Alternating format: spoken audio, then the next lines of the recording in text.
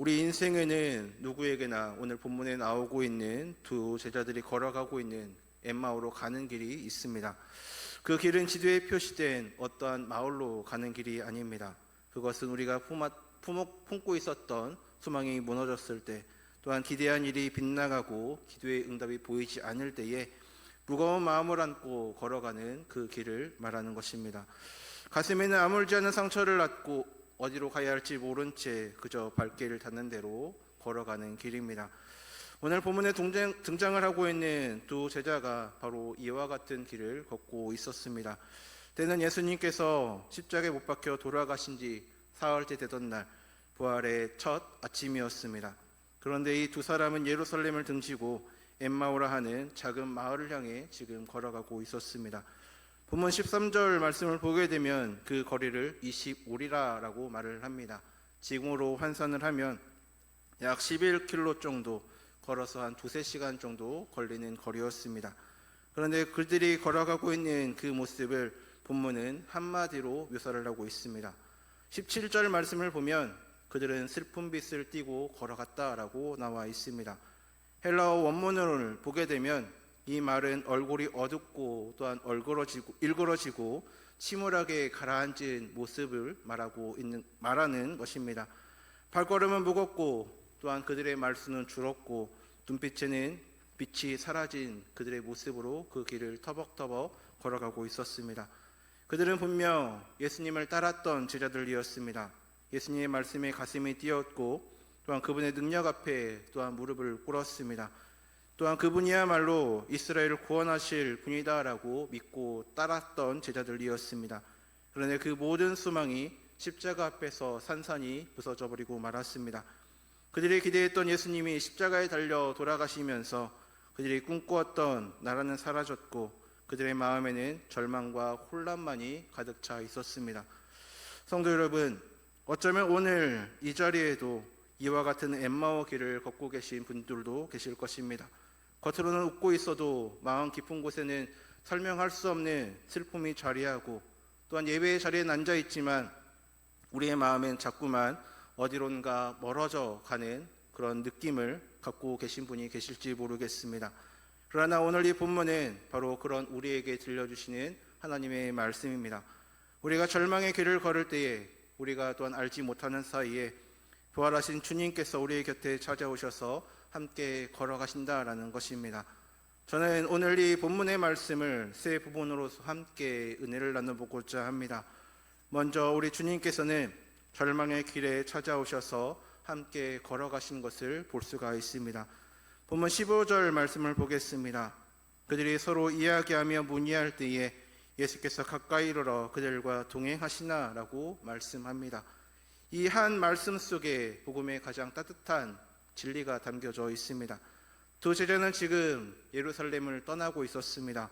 빈 무덤이 있던 곳을 등지고 제자들이 있었던 그 공동체를 떠나 절망에 떠밀려 어디론가 엠마오로 지금 걸어가고 있었습니다. 그들은 길을 걸으면서 끊임없이 이야기하고 또한 묻고 따졌을 것입니다. 14절 말씀을 보면 그들이 이 모든 된 일을 서로 이야기하더라라고 말을 하고 있습니다. 도무지 이해할 수 없는 일들, 받아들일 수 없는 현실을 두고 서로 묻고 따지고 물었을 것입니다. 어떻게 이런 일이 일어날 수 있는지, 또한 그분이 정말 메시아였다면 왜 십자가에 달려 가만히 죽으셔야만 했는지, 또한 우리가 본 것은 무엇이며 우리가 믿었던 것은 다 무엇인지 서로 따지고 물어봤을 것입니다. 이것이 바로 절망에 빠져있는 사람들의 모습입니다. 절망은 사람을 침묵하게 만들기도 하지만 때로는 끝없이 같은 자리를 맴도는 질문 속에 우리를 가두기도 합니다. 답이 없는 질문을 붙들고 풀리지 않는 매듭을 만지작거리며 점점 더 깊은 어둠 속으로 빠져들게 만듭니다. 그런데 바로 그때 본문은 우리에게 놀라운 사실을 알려주고 있습니다. 예수께서 가까이 이르러 그들과 동행하시나라고 말씀합니다. 절망의 한가운데 예루살렘을 등지고 잘못된 그 방향으로 걸어가고 있는 그들에게 그 글 이후에 부활하신 예수님께서 친히 찾아오셨던 것입니다. 여기서 우리가 놓치지 말아야 될 것이 한 가지가 있습니다. 부활하신 주님께서 가장 먼저 찾아가신 곳이 어디인지 우리는 알아야 합니다. 화려한 성전이 아니었습니다. 또한 권력의 중심지가 아니었습니다. 또한 이름 높은 사도들이 모여 있었던 곳도 아니었습니다. 주님은 이름조차 한번 등장하지 않은 한 제자와 또한 글로바라 하는 제자에게 친히 찾아오셨습니다. 절망에 떠밀려 공동체를 떠나가던 그 두 사람을 예수님께서 친히 찾아오셨던 것입니다. 성도 여러분, 바로 이것이 우리 주님의 모습입니다. 주님은 잘난 사람, 강한 사람, 모든 것을 갖춘 사람에게만 찾아오시는 분이 아닙니다. 오히려 무너진 사람, 길을 잃어버린 사람, 마음이 부서진 사람에게 가장 먼저 찾아오시는 분이십니다. 주님은 우리가 예배의 자리로 돌아오기를 멀찍이 서서 기다리고 계시진 않으십니다. 우리가 엠마오로, 우리가 또한 잘못된 방향으로 걸어가던 바로 그 길 위로 친히 찾아오십니다. 우리의 느린 걸음 위에 자신의 걸음을 또한 맞추시고 우리의 무거운 침묵 곁을 묵묵히 같이 동행하여 주시는 분이십니다. 그런데 16절 말씀을 보면 한 가지 신비로운 일이 일어난 것을 보게 됩니다. 그들의 눈이 가려져서 그인 줄 알아보지 못했다라고 말을 합니다. 주님께서 바로 곁에 계셨는데도 불구하고 그 두 제자는 예수님을 알아보지 못했습니다. 부활하신 예수님과 함께 걸으면서도 함께 계신 줄 그들은 몰랐습니다. 이 장면이 우리의 모습이 아니겠습니까? 우리는 종종 우리 주님이 멀리 계시다라고 생각을 합니다. 왜 하나님은 침묵하시는지, 왜 하나님은 내 기도에 응답하지 않는지, 왜 나에게만 이런 일이 일어나는지라고 하면서 우리는 주님이 늘 멀리 계시다라고 여깁니다. 그러나 본문은 우리에게 분명히 증언하고 있습니다. 우리의 눈이 가려져 보지 못할 뿐 주님은 이미 우리 곁에서 함께 하고 계십니다.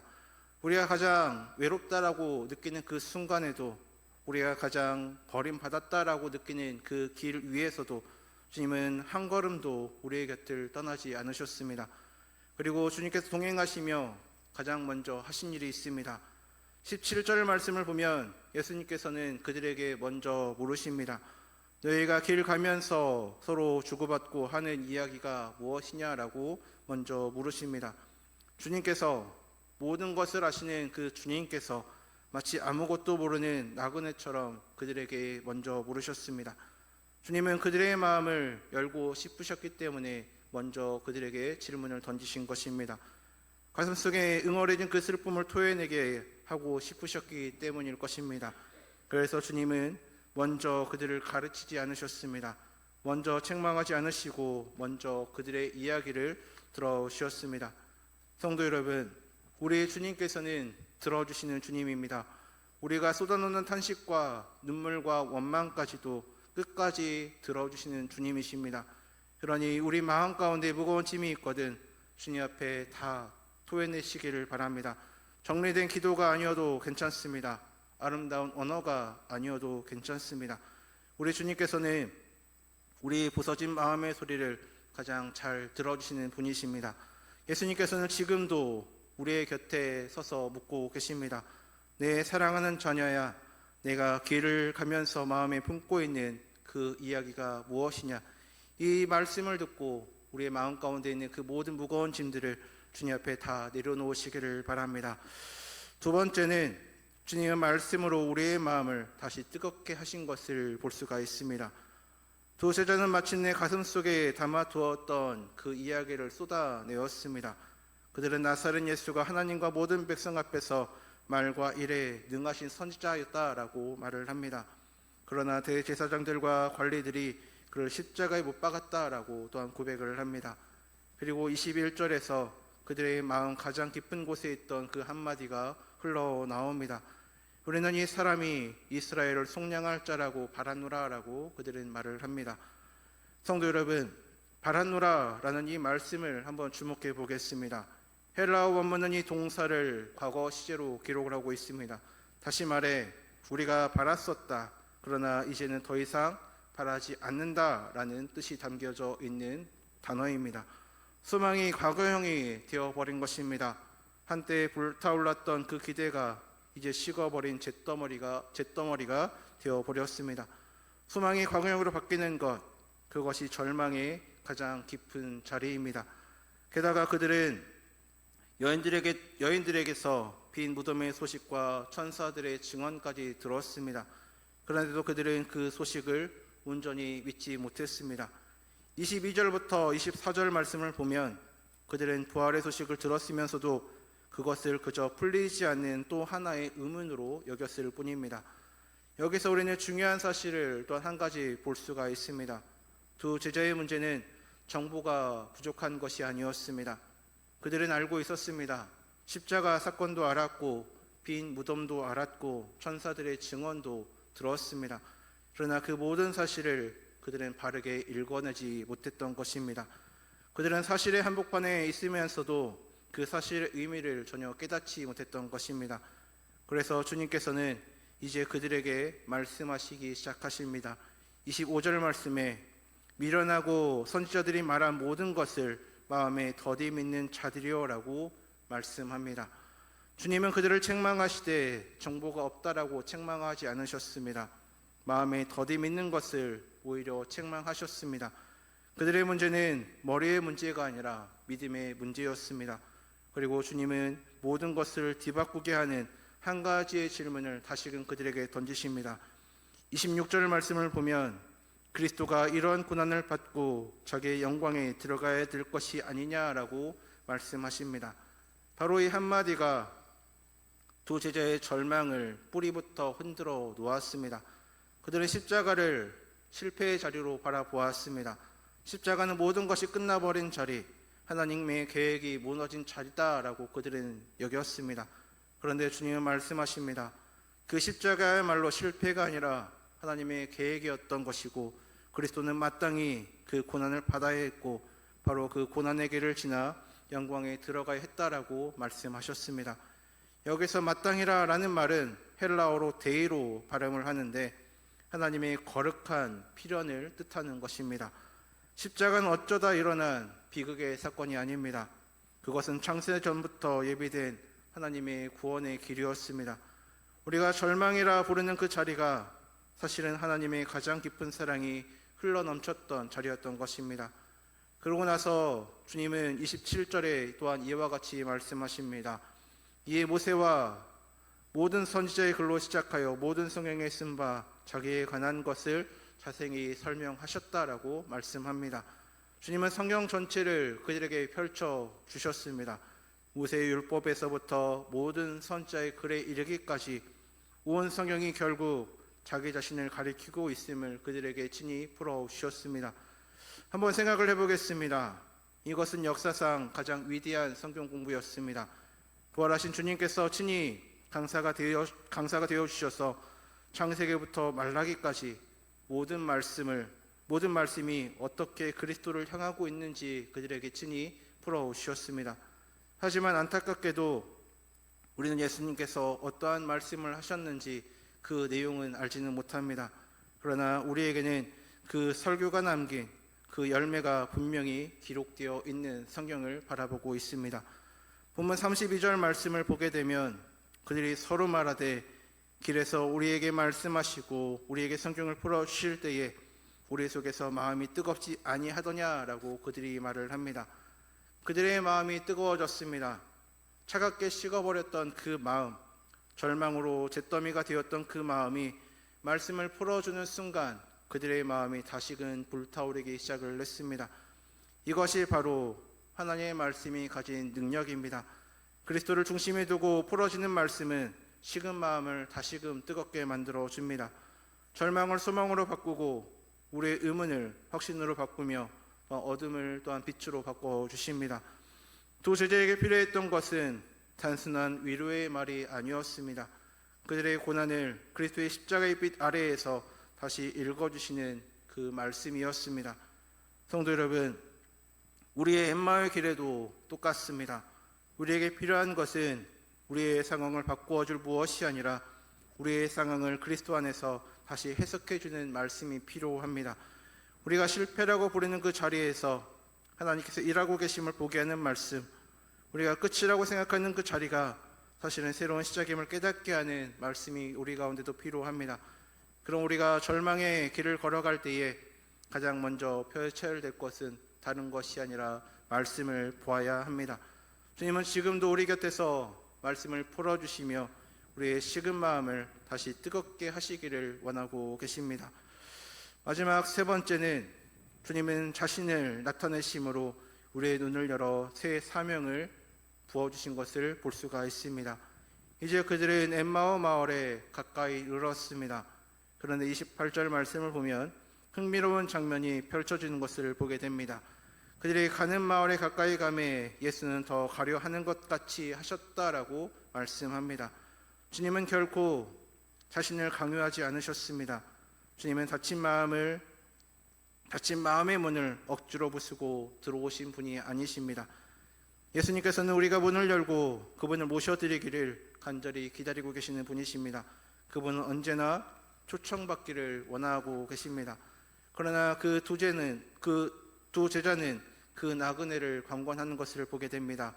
29절 말씀을 보면 그들이 관건하여 이르되 우리와 함께 유하사이다. 때가 저물어 가고 날이 이미 기울었나이다 라고 그들은 말을 합니다. 바로 이 한마디가 모든 것을 바꿔놓는 전환점이 되었습니다. 우리와 함께 유하소서. 저물어가는 그 인생길에서 어둠이 되는 그 시간에 그들은 주님을 자신들의 그 유하는 곳으로 자신들의 식탁으로 주님을 모셔드렸습니다. 그리고 식탁에 둘러앉았을 때에 놀라운 일이 그들 가운데 일어났습니다. 30절 말씀을 보면 그들과 함께 음식 잡수실 때에 떡을 가지사 축사하시고 떼어 그들에게 주셨다라고 말씀합니다. 손님으로 초대받은 예수님이 갑자기 그 식탁의 주인이 되셨습니다. 떡을 가지시고 축사하시고 떼어 나눠주시는 그 네 가지의 모습, 이것은 바로 주님께서 제자들과 마지막 만찬을 나누실 때 하셨던 그 모습이고 5,000명을 먹이실 때 하셨던 그 손길이었습니다. 그러자 31절에 그들의 눈이 밝아져 그인 줄 알아보더니 예수는 그들에게 보이지 아니하시는지라 라고 말씀합니다. 마침내 그들의 가려졌던 눈이 열리게 되었습니다. 함께 걸으면서도 알아보지 못했던 그 주님을 떡을 떼시는 순간 그때서야 예수님을 알아보게 되었던 것입니다. 여기서 우리는 한 가지를 또한 바라볼 수 있습니다. 왜 하필 떡을 떼시는 순간에 그들의 눈이 열렸겠습니까? 떼어진 떡, 그것은 곧 찢기신 그 주님의 몸을 가리키는 것입니다.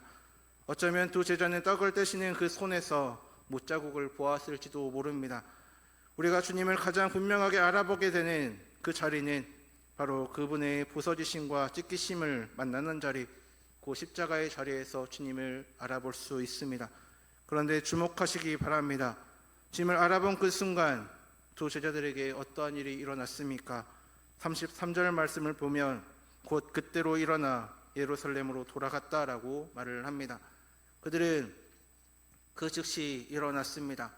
때가 이미 저물어서 어두워졌는데도 11km나 되는 그 험한 길을 되돌아 달려갔습니다. 같은 길이었습니다. 그러나 이제 전혀 다른 길이 되었습니다. 절망에 떠밀려 무거운 발걸음으로 내려오던 그 길을 이제는 기쁨에 겨워서 한밤중에 그 길을 다시금 달려가게 되었습니다. 슬픈 빛을 띠고 내려오던 그 길이 이제는 부활의 소식을 전하러 달려가는 그 사명의 길로 바뀌게 되었습니다. 그리고 그들은 예루살렘에 돌아가 저들에게 외칩니다. 주께서 과연 살아나셨다라고 외칩니다. 그들은 더 이상 침묵하는 자가 아니었습니다. 더 이상 또한 절망하는 자가 아니었습니다. 그들은 부활을 증언하는 제자들이 되었습니다. 35절은 이렇게 마무리를 합니다. 그들이 떡을 떼심으로 주를 알게 된 것을 전했다라고 말을 합니다. 성도 여러분, 살아계신 주님을 만난 사람은 결코 그 자리에 머물러 있을 수 없습니다. 부활하신 주님을 만난 사람은 또한 침묵할 수 없습니다. 절망하던 자가 증인이 되고 슬퍼하던 자가 기쁨의 증인이 되게 되는 것입니다. 주님과의 동행 속에서 우리의 상처는 치유가 되고 우리의 마음은 다시 뜨거워지며 우리의 삶은 다시금 사명의 자리로 향하게 되는 것입니다. 지금 여러분들의 엠마오의 길은 과연 어디십니까? 그 길의 끝에서 주님을 만나시기를 바랍니다. 그리고 그 만남이 여러분을 다시 일으켜 세워서 어둠 속을 달려가더라도 부활의 소식을 전하는 증인으로 살아가시기를 바랍니다. 엠마오 도상의 그 두 제자는 절망 가운데 그 길을 걸어가고 있었습니다. 그러나 그들이 알지 못한 사이에 부활하신 주님께서 그들 가운데 친히 찾아오셨습니다. 주님은 먼저 그들의 이야기를 들어주셨고 말씀으로 그들의 식은 마음을 뜨겁게 하셨으며 떡을 떼심으로 자기 자신을 나타내셨습니다. 그리고 마침내 그들을 일으켜 증인으로 그들을 다시금 세워주셨습니다. 그런데 이 모든 이야기 중심에는 한 가지의 사실이 흐르고 있습니다. 주님께서 그들에게 풀어주신 그 말씀의 핵심, 곧 그리스도가 마땅히 고난을 받고 영광에 들어가야 한다는 그 진리의 말씀입니다. 성도 여러분, 그 고난은 누구를 위한 고난이었습니까? 바로 우리 한 사람 한 사람을 위한 고난이었습니다. 예수님께서는 우리의 죄를 대신 짊어지시고 십자가에 못 박히셨습니다.